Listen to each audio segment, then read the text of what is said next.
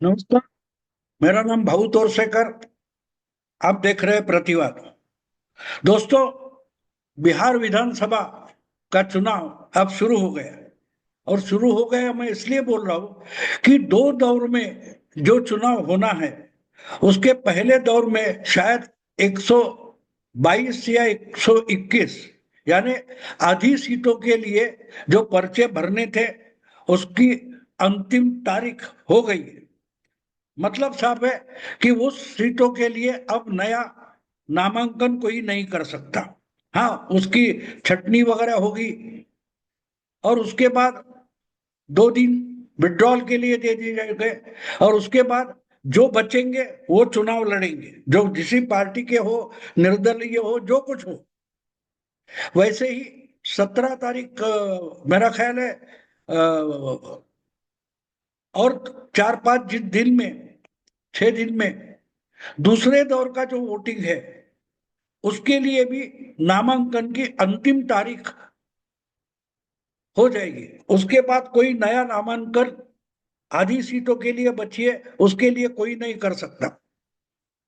मतलब 20 या 22 तारीख, 20 तारीख शायद होगी। 20 तारीख के बाद पूरे बिहार के विधानसभा चुनाव में किसी भी चुनाव क्षेत्र के लिए कोई भी नया नामांकन नहीं कर सकता। और उसके बाद और 2 दिन जाएंगे, छटनी वगैरह होगी, जांच होगी, और जो पात्र क्वालिफाइड कैंडिडेट होंगे उनके नाम अंतिम रखे जाएंगे। और जो लड़ना चाहते हैं या विड्रॉ करना चाहते, लड़ाई से हट जाना चाहते, उनको अपना पर्चा वापस लेने की अनुमति दी जाएगी। और उसके बाद जो बचेंगे वो फिर आखिरी यानी पहले या दूसरे दौर के वोटिंग में कैंडिडेट रहेंगे। ये मैं आपको इसलिए समझा रहा हूं कि जब से 11 तारीख, शायद मेरा ख्याल है 11 तारीख से जो शुरू हो गया पर्चे भरने का सिलसिला, वहां से आज तक हम सुन रहे, मीडिया में बार बार सुन रहे कि इसके महागठबंधन जो है, राहुल गांधी तेजस्वी यादव का, कांग्रेस का, उसमें सीट का बंटवारा फाइनल हो गया, फाइनल हो गया, फाइनल हो गया, इतनी सीटें इसको, उतनी इसको, वगैरह वगैरह वगैरह। लेकिन अभी तक, यानी पहले दौर का वोटिंग जहां होना है, उस आधे सीटों के लिए पर्चा भरने का नामांकन बंद हो गया। फिर भी इंडी गठबंधन, राहुल का गठबंधन जो है, उनके सीट का बंटवारा पूरे बिहार का हुआ नहीं है।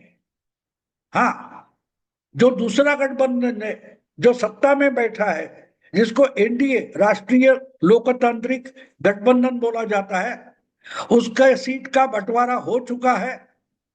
हाँ, उसमें भी सब खुशी खुशी नहीं हुआ है, कुछ झगड़े हैं, अभी भी है, चल रहे।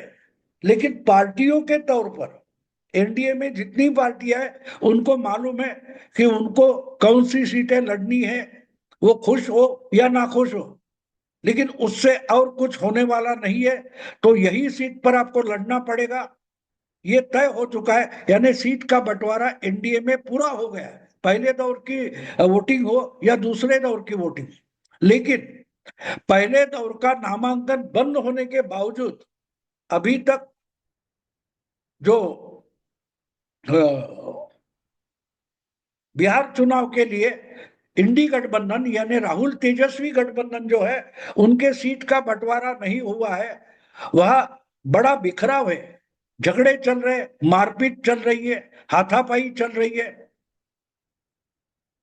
और मीडिया में चर्चा चल रही है कब होगा, कब होगा। यानी जो पार्टियां इंडी गठबंधन में हैं, उनको भी अपने चुनाव की या सीट बंटवारे की चिंता नहीं है। उतनी चिंता हम रेगुलर मेनस्ट्रीम मीडिया में या कांग्रेस की इकोसिस्टम में हम वो चिंता देख रहे हैं कि अरे यार, ऐसा होगा तो क्या होगा, फिर से एनडी गठबंधन जीत जाएगा, फिर से भाजपा मोदी का गठबंधन जीत जाएगा। इसकी चिंता कांग्रेस या आरजेडी को नहीं है। इतनी सेक्युलर इकोसिस्टम को, कांग्रेस इकोसिस्टम को, और मेनस्ट्रीम के जो सेक्युलर पत्रकार है, उनको उसकी ज्यादा चिंता है। कभी कभी तो मैं बोलता हूँ, पत्रकार दोस्तों से बात करते वक्त में मुझे पूछते कि कांग्रेस का भविष्य क्या है, इंडी गठबंधन का भविष्य क्या है, तो मैं हमेशा एक जवाब देता हूँ, इंडी गठबंधन को कोई धोखा नहीं, महाराष्ट्र में महाविकास आघाड़ी को कोई धोखा नहीं, अच्छी बिल्कुल स्वस्थ है। तो बोले कैसे, सब पार्टियां तो आपस में झगड़ रही है, अब राज ठाकरे को एमपीए में महाविकास आघाड़ी में नहीं लेंगे, ऐसा कांग्रेस के प्रदेश अध्यक्ष बोल रहे, राज ठाकरे कुछ बात कर रहे, ये सब हो रहा है, तो ठीक ठाक कैसे, महा आघाड़ी में कुछ ठीक नहीं है, ऐसा हमारे सेक्युलर दोस्त बोलते पत्रकार। तो मैं उनको समझाता हूँ, भैया ये जो है, कांग्रेस हो, शिवसेना, यूबीटी हो, या आपका शरद पवार का गुट हो, या और कोई महाविकास आघाड़ी में जो छोटे मोटे दल है, उनकी जो गठबंधन बनी है वो असली नहीं है। असली गठबंधन मीडिया में बैठा है, मीडिया में जो यूट्यूबर्स है, सोशल मीडिया पर एक्टिव काम करते हैं, अलग अलग चैनल पर डिबेट में हिस्सा लेने जाते हैं, या बड़ी बड़ी चैनल चलाते हैं, उनमें जो सेक्युलर लोग बैठे हैं, कांग्रेसवादी लोग बैठे हैं, उनका असली गठबंधन है, इसलिए चिंता उनको है। इसलिए चुनाव में भले महाविकास आघाड़ी हार गई है, देश में इंडी गठबंधन चुनाव में हार गया है, लेकिन इसका मतलब ये नहीं होता कि महाविकास आघाड़ी या इंडी गठबंधन हार गया है, उसका कोई मतलब नहीं है। महाविकास आघाड़ी या इंडी गठबंधन एक आइडिया है, और वो आइडिया जो है वो किसी पार्टी से निकली नहीं है, ना कांग्रेस से निकली है, ना आरजेडी से निकली है, ना यूबीटी से निकली है, ना शरद पवार के दिमाग से निकली है।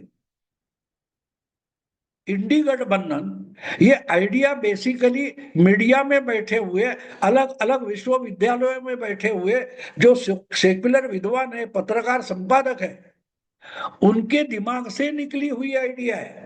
और उस आइडिया पर अलग अलग सेक्युलर पार्टियां, बिगर बीजेपी पार्टियां काम करती रहती है। तो इसलिए अगर पार्टियां हार जाती है, इसका मतलब आइडिया नहीं हार जाती, आइडिया तो जिंदा रहती है।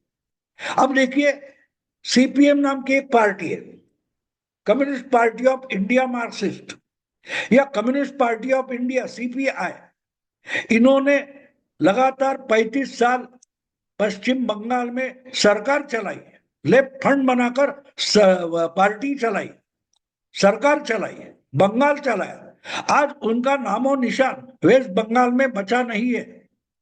मेरे ख्याल से शायद विधानसभा में भी, लोकसभा में भी इनकी पार्टी का एक दो एमएलए नहीं होता, एमपी तो एक भी नहीं है। इसका मतलब वो पार्टी खत्म नहीं होती, वो पार्टी एक आइडिया है। और जब तक उन पार्टियों में, लेफ्ट फ्रंट में, जो जमीनी स्तर पर काम करने वाले लोग होते थे, ज्योति बसु हो गए, हमारे महाराष्ट्र में बहुत सारे, गोदूताई परुड़ेकर, अहिल्या रांगणेकर, या इंद्रजीत बिहार में या बंगाल में इंद्रजीत गुप्ता वगैरह ऐसे बड़े नेता थे, तो वो पार्टी चलाते थे। लेकिन पार्टी की आइडिया जो है वो इकोसिस्टम में होती है, और इसलिए इकोसिस्टम जब तक नहीं मरती तब तक आइडिया नहीं मरती। और इसलिए अगर बिहार का चुनाव कल इंडी गठबंधन हार जाता है, तो उससे वो आइडिया नहीं मरेगी, वो कितने भी सब देश के चुनाव हार जाए। आज जेएनयू में भी आरएसएस का संचालन होता है, इसका मतलब जेएनयू में जो लेफ्ट फ्रंट या कांग्रेस इकोसिस्टम है वो खत्म नहीं हो गई, वो है, वो जिंदा रहेगी। देखो, वेंटिलेटर पर किसी मरीज को रखा जाता है, इसका मतलब वो मरा नहीं है, उसकी सांस चलती रहती है, वेंटिलेटर की मदद से उसकी सांस चलती रहती है। तो वैसे ही लेफ्ट फ्रंट जो है वो मरी नहीं है, जिंदा है।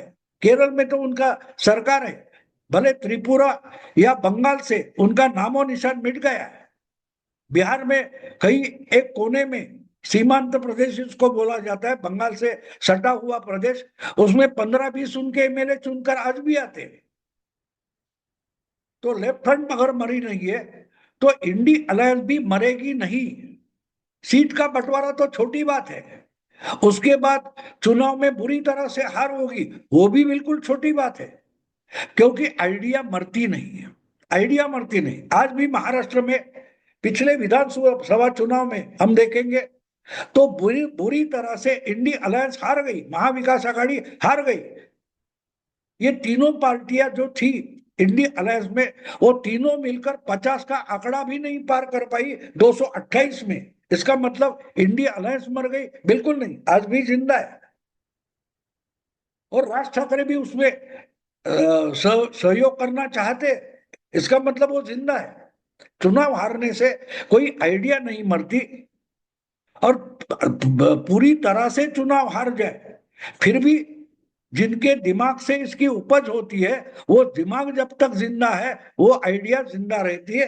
तो इसलिए बिहार के विधानसभा चुनाव में अगर इंडी गठबंधन में जो झगड़े चल रहे हैं, राहुल गांधी और तेजस्वी यादव अगर हाथ से हाथ नहीं मिला रहे, ताली नहीं बजा रहे, सीट का बंटवारा ठीक ढंग से नहीं कर रहे, तो चुनाव हार जाएंगे। उससे और क्या बड़ा, उससे कौन सी बड़ी बात है?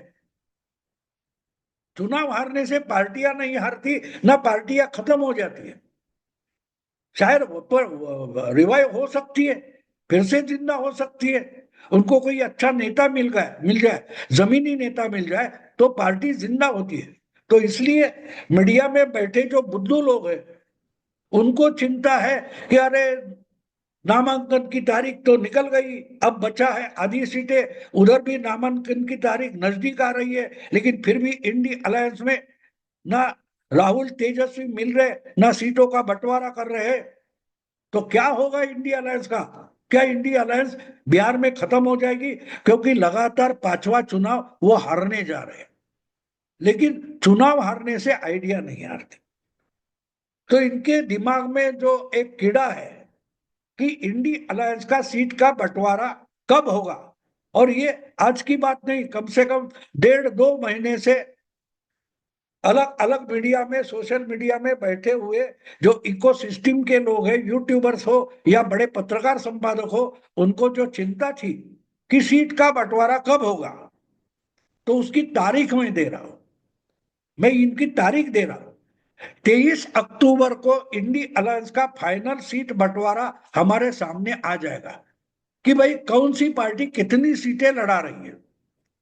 अब ये आंकड़ा कैसे आ जाएगा? तो उसके बाद विड्रॉल भी नहीं हो सकता।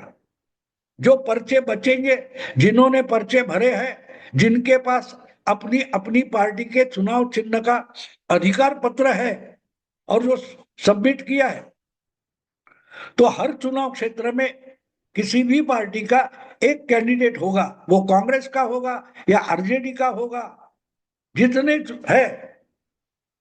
तो कौन सी सीट किस पार्टी के लिए गठबंधन ने छोड़ी है, ये तो इंडिया गठबंधन में साफ हो गया। बचा है इंडी गठबंधन, उसमें जो पार्टियां अपने चुनाव चिन्ह का अधिकार उम्मीदवार को दे देती है, वो सबमिट करेंगे। और इसलिए 23 अक्टूबर के बाद विड्रॉवल भी नहीं हो सकता। तो मतलब ये है कि उस दिन उस चुनाव क्षेत्र में, 243 चुनाव क्षेत्र में जो कैंडिडेट फाइनल तय हो जाएंगे, वही इंडी अलायंस का एक या दो दल उम्मीदवार है या नहीं, इसका हमको पता चलेगा। यानी कौन सी सीटें कांग्रेस लड़ रही है, कौन सी सीटें आरजेडी लड़ रही है, या कौन सी सीटें सीपीआई माले या लेफ्ट फ्रंट लड़ रही है, या और कोई लड़ रहा है, उनके वीआईपी नाम की पार्टी है वो लड़ रही है, या अलग लड़ रही है, उसका सबको पता। हमें फाइनल विड्रॉवल 23 अक्टूबर को है, तो 23 अक्टूबर को फाइनल विड्रॉवल होने के बाद इंडी गठबंधन का सीट बंटवारा हमारे सामने आ जाएगा। जो राहुल या तेजस्वी नहीं करेंगे, चुनाव आयोग करेगा। क्योंकि चुनाव आयोग के पास जो पेपर्स, जब जो कैंडिडेट के पेपर्स जमा हो गए, उस पर तय होगा कि इंडी अलायंस का सीट का बंटवारा कैसे हुआ है, कितने सीटों का हुआ है, कौन सी सीटों का नहीं हुआ, कहां फ्रेंडली फाइट है, ये सब चुनाव आयोग तय करेगा। मतलब साफ है, इंडी अलायंस का सीट बंटवारा चुनाव आयोग करने वाला है। इन शॉर्ट, संक्षेप में कहे तो राहुल गांधी और तेजस्वी यादव, इन्होंने अपनी अलायंस का सीट बंटवारा चुनाव आयोग पर सौंप दिया है, वो तय करेंगे, बस वही हमारा सीट का बंटवारा होगा। दोस्तों, अगर वीडियो पसंद है तो लाइक कीजिए, शेयर कीजिए और प्रतिवाद को सब्सक्राइब कीजिए। नमस्कार।